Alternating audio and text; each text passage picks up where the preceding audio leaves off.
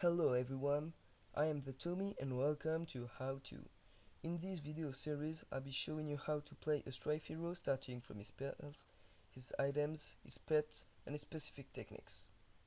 So if you have any question, don't forget to ask me in the comments or you can add me in the game. My username is WorstRookNA. So let's get started with the first champion, Shank. Shank is a melee tank fighter or even a support hero based on his CCs and his attack speed. The pet you should choose on Shank will be Bounder. This way you will be able to attack your opponents in early game and also to escape from difficult ganks, difficult teamfights. This will also allow you to do some specific techniques, but we will come back to this later in the specific techniques part. The spells you should take first on Shank is Ground Pound, and then your Frenzy and your Jailbreak. You should always upgrade the Ground Pound first, but for the second spell it depends of the situation. If you're in solo lane, you should upgrade Frenzy as second spell to have bonus attack speed. But if you're in dual lane, the Jailbreak can be very good to engage your enemies, to slow them and give the burst of move speed to your ally. I invite you to pause the video if you ever wanna note what spells to take in what order for your guide. For the items, I think there are two builds you can do on Shank, but there are already 3 items that are common to both the build. And the first of these 3 items is the Elder Stone. You should always start with 2 Vitality Shard to make an Elder Stone, then enchanted with ages. This way you will have early regeneration with the Vitality Shard and late max HPs thanks to the Elder Stone and the enchantment ages, which will give you bonus stacks. Then you should do some rocket boots. Rocket boots will be very good for the specific techniques, but also to escape or chase an enemy. Then I would advise you to build a Neverwinter Charm, built with the basical build or whatever build you wanna take, as it's tanky, and enchanted with restraint. This way you will slow both the enemies if you're in dual lane and also have more damage. The slow will allow Shank to put more auto attacks and to stack his frenzy, and then to be able to kill his enemy easily. This will also make the enemy flees away from you if you're in a bad position, and gives you free escape most of the time. And then the first build you can take on Shank is Tank Shank. So Tank Shank should start with a Golden Protector. This way you will be very tanky in early game because it's a cheap item which tanks a lot. You should build this Golden Protector with a Health Crystal and then a Health Shard or a Vitality Shard, you can choose. But enchant it with Restoration to have bonus HP regeneration in early game, in laning phase, especially in dual laning phase where you can use with it the out of combat regeneration. And then if you're versus carries like Rook, Vermilion or even Featherstone, you should take an Ace Forge plate made with Health Relic, Health Crystal and enchanted with Command. Command will give you bonus resistance in function of the allies you are and the number of allies around you. It will also give this ally 5% of your own resistance, which is very good for teamfight. That's why you should quite always take this item. If you have no carries, attack carries against you, you can, instead of this item, build a Guardian Helmet for Caprice, Moxie and all these magic damage carries. Then you should take an Inferno Brunt. I won't advise a build on Inferno Brunt because this item is made also to tank and also to have damage, so you can build whatever you want and enchant it with whatever enchant you want. But be sure not to get his price not too high, because this could be dangerous for you to be stuffed very late. Then you should take a Stone Skin. Stone Skin will allow you to get very tanky if you ever get focused in a team fight, which could arrive because Shank has more damage than you could think he has even been tank. So this way, if you get in focused, you just activate the stone skin and you're quite invincible. I will build the stone skin with 2 health crystal. This way we will have a lot of health, and I will enchant it with regeneration, which also, like restoration, gives you HP's regen. This way in late game your HP regeneration will be so high you will be able to quit, to flee away from a team fight, and then to get back in with more health. To Shank is basically made to team fight, so To Shank should be built when you have a lot of carries in your team and no tank, when you are on a full pre-made team, or even when they have a lot of carries in the enemy team. If this is not the case, you can build a attack speed tank. So if you already have too many tanks in your team, or if the enemies are made of tank, you should take this build. This build starts with a vampiric dagger after the Everwinter charm, of course, built with 2 agility stone and enchanted with 3rd or nothing. You can also build this item in the tank shank to have more sustain, and this is the goal there, to have more sustain for team fights, to have more sustain for 1 versus 1, and to be very sustainable in lane. So then you should take a zero blade to have even more attack speed, to proc your vampiric dagger. Build this Zealot blade with 3 agility stone because it gives more attack speed than just an agility relic, or even an agility relic and an agility stone.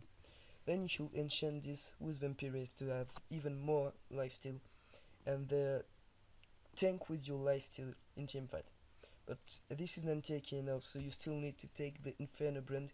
You can even build the Inferno brand before the Zealot blade, so you will still have damage AoE with the flame, and you will have more health and more tankiness.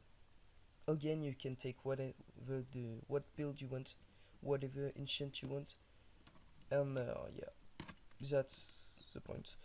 Then to finish, if you really need damage, you should take a Titan Slayer made of an agility relic, a power crystal, and a power shard, and enchanted with devastation. This way you will have a lot of damage versus tanks with the Titan Slayer, which makes 1.5% of enemies max health as bonus damage, and the devastation will give you damage to carries because it deals in bonus damage 0.4% as your own max health. So that's all for the build, and now let's get started with the specific techniques. So as I already recorded the footage, I would have to comment it from a media player. So the first one is not a very skilled one, but it's very important to know it. So there I was chasing the Shank down his tower, and I knew I could kill him. But if I queued there, if I used my Q, I would probably have touched him, but with the time of cast of my Q, maybe I wouldn't have the time or the range to attack him. So what I did was first to auto attack, and then to use my Q, which has more range, to finish him. So this is very useful in some situation that you should be able to recognize. So if you don't have the range, use your Q. So now I will show you the things not to do with the Shank's Monaco.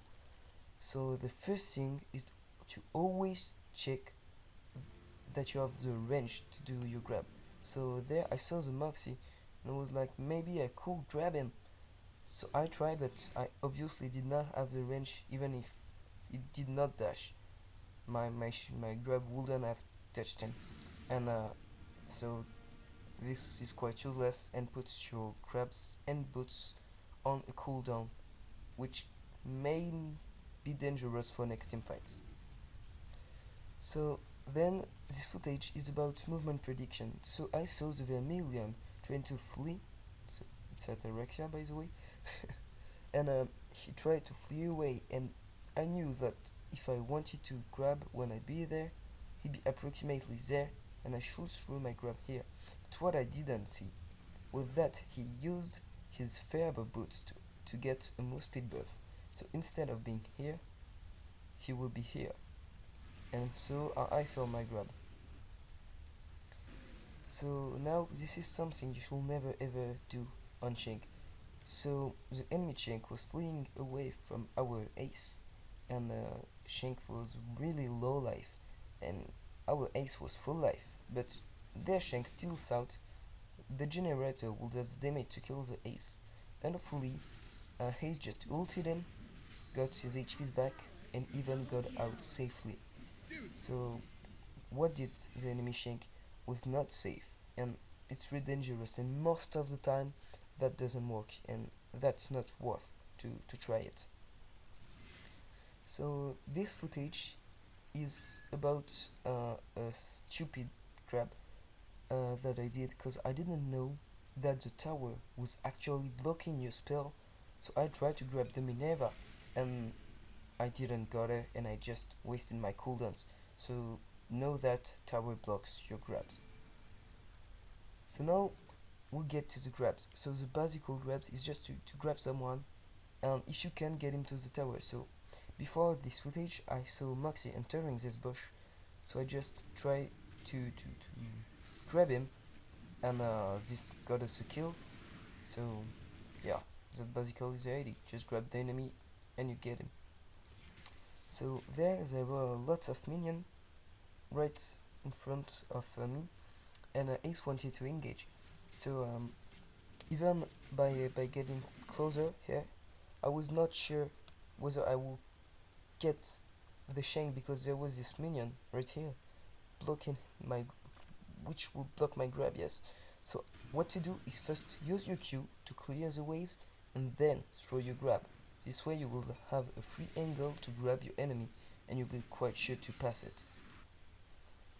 So there, that's another thing you should be aware of when playing Shank and try to grab people. So I was chasing a Minerva, and I know that Minerva has an escaping dash skill. So I saw the Shank right here, and I saw the Minerva trying to dash with the animation. So what I did, instead of grabbing here, because I was about to throw my grabs, I put it here to prevent her dash. And so I got it. But I failed my dash, so we failed the kill. But most of the time, predicting enemy dashes will get you a free kill. So this is the first dash grab skill, but this is not the hardest, because this is not the true dash grab. Because there I was about to die, so what I did was first to dash out, which will give me time even to double you before grabbing, and you have a safe grab, an easy grab to do. And yes, it's easier than the single dash grab that we will see now. So I was with Malady, and we wanted to kill the Moxie, and so I first cleared the wave with my Q spell, and threw my grab, and then when you wanna dash, just after you threw it, place your mouse right behind and dash before it hits. If you dash after it hits, it won't work. Then we have a basic error you will do when trying to do a grab dash. So there I had 1 second on my dash and 1 second on my grab. So I decided to grab the Minerva, but when I threw my grab right there, I went too fast, and even if my mouse was there when I threw it, I came here and dash, and my manacle didn't go on Minerva, but behind me. So I said not to be too slow because it won't work, but if you're too fast, it won't work. That's what as well. So that's why it's very hard, harder than it seems to do a good dash grab with Shank. So the next footage is about the double dash. So I will show you 2 examples of it. So there I grab the Taku and instantly put my 2 dashes away to grab him to my present location. So usually when you get your team with you, this gets you killed, right? Just like this. So most of the time with Shank, when you do a double dash out, you will try to dash behind you. This way the dash will be longer. But sometimes, like this, behind me there were no one. But on my right side there was a flag and the tower. That's why even if I got closer to the hour for a moment doing this, I decided to dash to the tower, and that actually gave us a kill for fuck. So the next footage is about failing your double dash. So that's oftenly happen. As you can see, I did a good grab and dash. The play was good for now, but Minerva already started to get grabbed when I threw my second dash, and that's why it actually didn't bring brothers to me, but to my old location. So if you don't want that to happen, you have two solutions.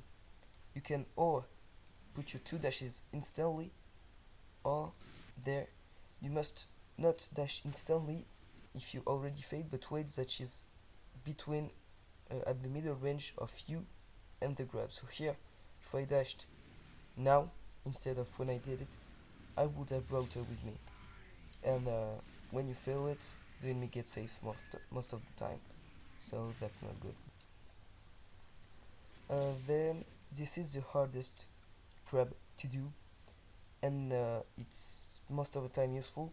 Yeah.